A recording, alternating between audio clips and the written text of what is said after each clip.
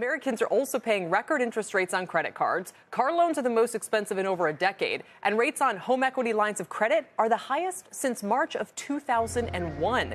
Let's talk about this with Ted Rossman. He's senior industry analyst at Bankrate.com. Welcome. It's good to have you here. Thanks for having me. So is this just a matter of playing catch up? You know, is it still so sort of give it a quarter or two and we'll see the impact these higher rates are having?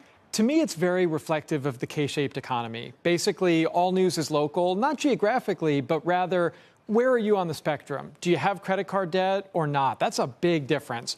Those rates, they're at record highs, over 20%. And basically, half of cardholders have that debt. That's the kind of thing that's easy to get into, hard to get out of.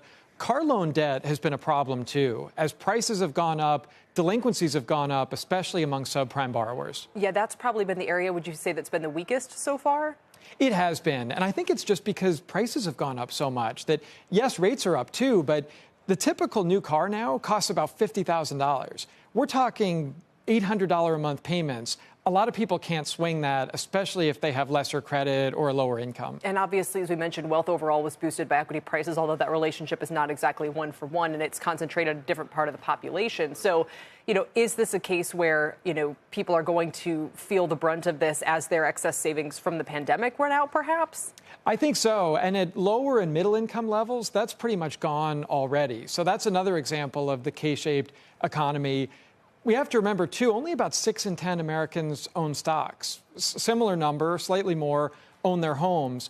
Wealth concentration is becoming more and more at upper income levels. And I think that inequality is something to watch when we think about credit card debt burdens, car loan burdens, student loans. Those payments are set to resume. That's another $400 a month. A lot of people have to come up with. There's a cumulative effect to all that. Yeah, the timing of that is not ideal because it's going to come right as, we're concerned about the jobless claims, is the labor market weakening. So how would you describe, and to me, it's kind of interesting to go back to 08 and say, we kind of like turned into recession very quickly back then because households were very over leveraged. They had a lot of people had borrowed on these crazy mortgages to try and get in on the rising house market. When that turned, they got underwater very quickly.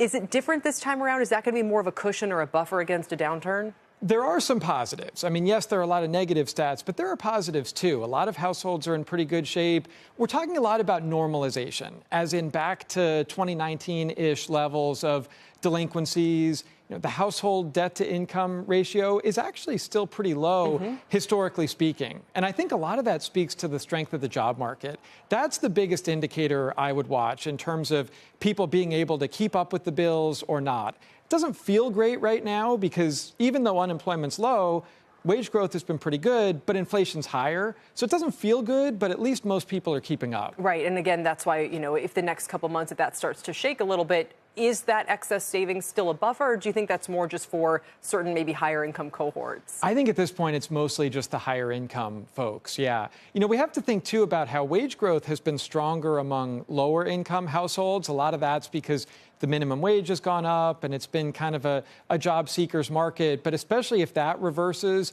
that's where those 20% credit card rates really catch up to you in a hurry. More people are financing daily necessities, and I think that's a problem. More people than you've seen historically? That's right, yeah. We've definitely seen a noticeable uptick. We see it with buy now, pay later, too.